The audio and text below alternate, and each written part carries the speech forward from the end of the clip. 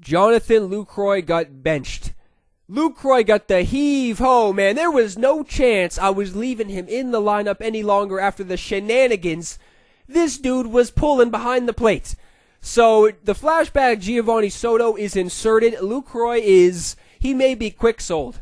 So all those people who were enjoying all these rants from Lucroy doing some stupid shit, unfortunately you're not going to hear those anymore because, I don't know, man, those weren't even planned. Those were not planned at all. I was just, getting so heated. This guy was just bullshitting behind the plate, man. It was ridiculous what this guy was doing. This clown, Bozo the Clown, was behind the plate. So that's enough of Lucroy. Flashback, Giovanni Soto is inserted, and the hitting stats aren't that impressive, and either are the fielding stats either, but I don't even care, man. I would use a common catcher other than Lucroy at this point in time.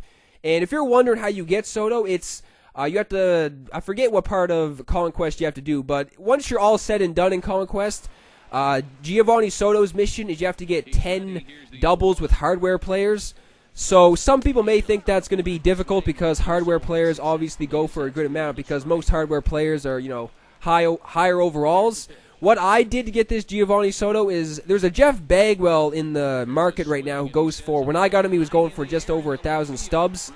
And what I did was I stuck him in the number 1 spot in the lineup, and I just played some games against the Red Sox because they got a lot of lefties, and Jeff Bagwell is a righty, so you're playing at Fenway too.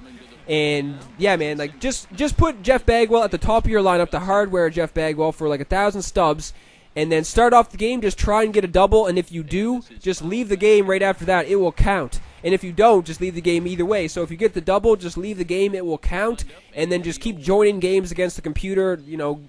Red Sox are the team I played because they have a lot of lefties, like I said, in the start rotation. So yeah, man, I just did that. It still took a good amount of time because, yeah, you got to get those doubles, and that flashback...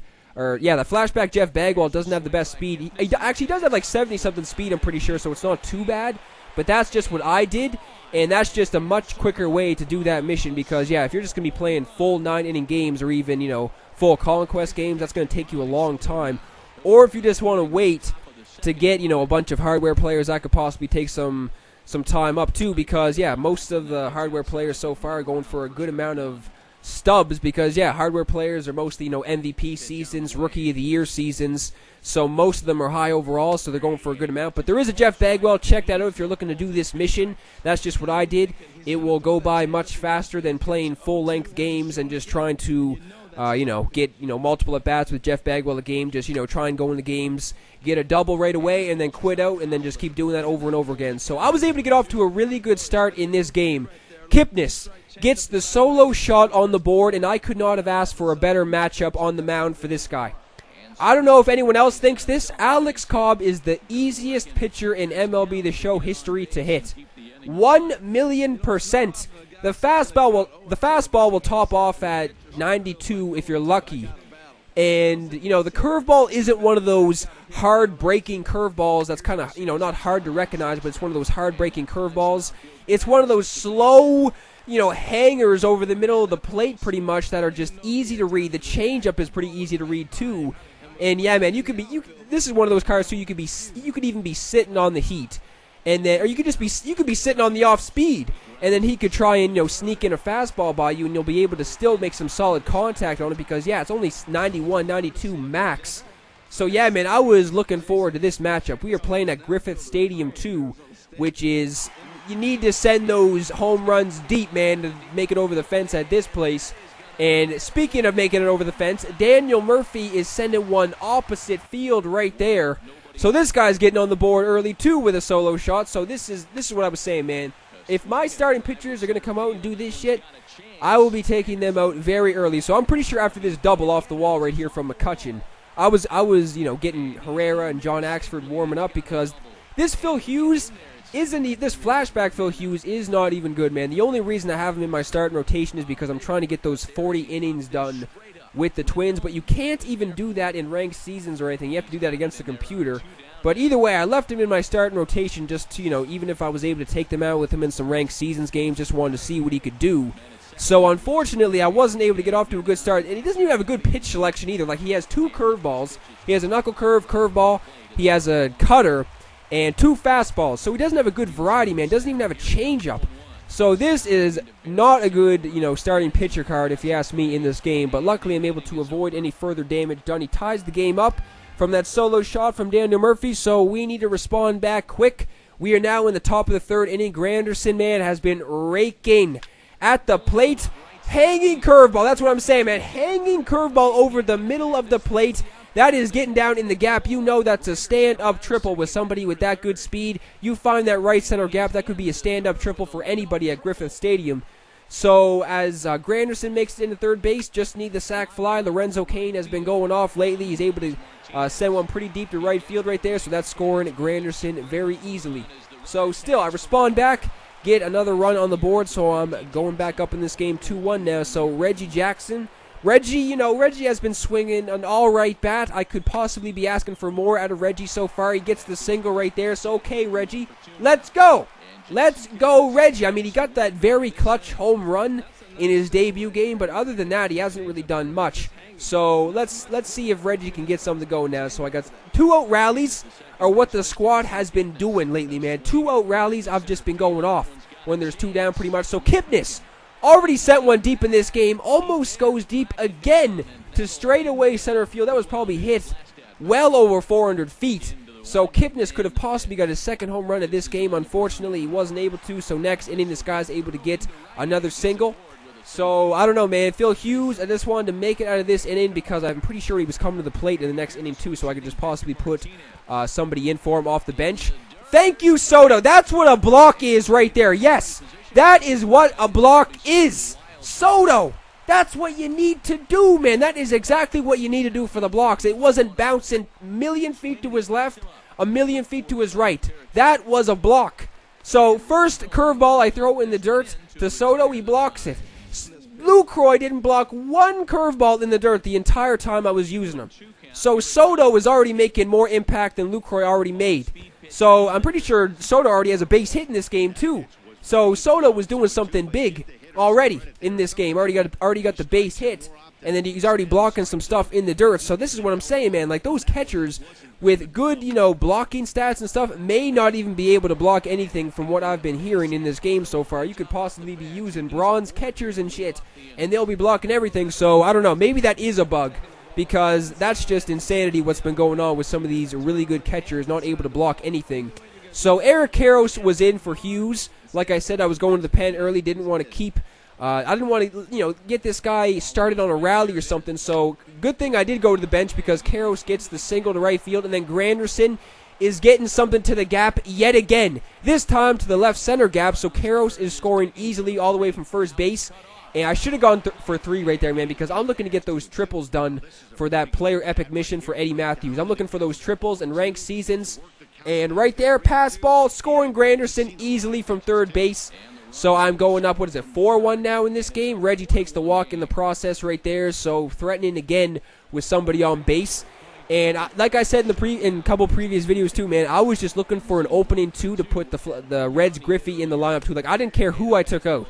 I'd be looking to put Griffey in an RBI situation to send one deep. This would be the game too, 100%. This would be the game against Alex Cobb. Somebody like it's pretty much BP against Alex Cobb. So Griffey would, I was hoping I could get Griffey in a situation where he could get a bunch of RBIs. Like if the bases were juiced and somebody from left, center, or right was up, I would 100% be putting the Reds Griffey in. So bases are loaded right now. And who's up next? Giovanni Soto, right? Like, if somebody from the outfield was coming to the plate right now, 100% Griffey would have been inserted. So Giovanni Soto already has the single in this game. He could possibly put this game away early.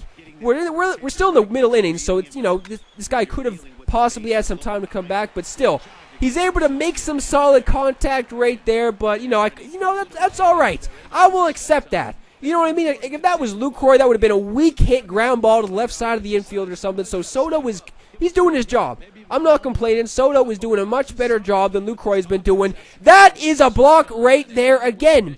Okay, that wasn't, directly in front of him, but still, I was able to keep that, at least within a couple feet, not bouncing a million feet away. So that's another decent block from Soto right there. So next inning, Escobar is starting it off again with a single. So the bats are coming alive, man. This is what I was saying, too. When one of the first videos I did, I'm just looking for one of those games when the squad just comes out and goes ballistic at the plate. This seems to be the case. I mean, I got a good amount of hits so far. I think I have around 10. Yeah, 10 hits. And it's the bottom of the 6th, too. So, I mean, we still got, a couple innings left. So maybe the squad can just continue doing what they've been doing in this game. Because, yeah, man, I was looking to get the squad going in a big way. Even though the past couple of games I've been doing, I've been going off at the plate, getting a lot of hits and stuff. But I just needed one of these games when the squad just went absolute insane at the plate. This seems to be one of those games, and Alex Cobb was the perfect matchup for myself. So this guy wasn't able to do much once Kelvin Herrera came in, unfortunately for him. But Kipnis has been doing very well in this game so far. I mean, I don't even know what the hell. Like, that looked like it was going to be just a little fly ball to left field. That just kept carrying and carrying. That leaves the yard. So Kipnis gets his second home run of this game. He possibly could have had 3 if that 1-2 straightaway center field could have possibly left. So Kipnis has been somebody I haven't really talked about that much either, because he's been doing very well at the plate. I got him as my loyalty reward. I think I said that before too. But yeah, man, got Kipnis for free, and he's just been doing work at the plate ever since he's been in the lineup pretty much. I don't even want to use another second baseman because I've been thinking about, putting somebody else in, because I do got Brian Dozier now. So I don't know. Kipnis may just remain in the lineup, especially after this game too. He went crazy at the plate, so who knows, man. Kipnis hasn't made any stupid errors in the field or anything either, so we're just going to have to wait and see. This guy's able to get the first base hit against Kelvin Herrera, but, it's getting very late. It's the 7th inning already, so, I mean, this guy has to get something. He has to start a very big rally to try and make a comeback in this game. First pitch of this at-bat, he's just sending one to foul territory. Lorenzo Cain with that good speed is going to catch up to that one, so he does. That's the 3rd out. So now we are going to the top of the 8th. Soto is leading it off. I think it's safe to say that Lucroy is going to be in tears after this one. In the air to center field and deep back is the center fielder. Back he goes, but this is going to be a home run. Man, Soto has came in and just put Lucroy to shambles. Screw Lucroy, he says. Get that bastard out of the lineup. So Soto just came in this game, and he's already doing damage.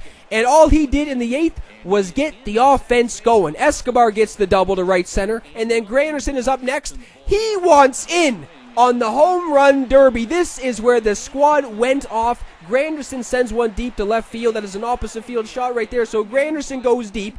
Kipnis already has a couple home runs in this game.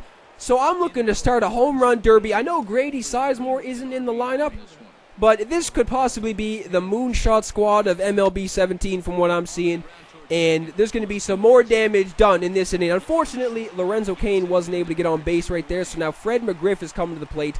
I think McGriff is the only player in the lineup who hasn't got at least a base hit so far. So I'm sitting on that high fastball waiting for him to give me something like that. You cannot be doing that fastball right down the middle. McGriff is obviously going to pounce on that. So this is when the meat of the order was already up with McGriff. But now Reggie is coming to the plate. You never know with Reggie, man.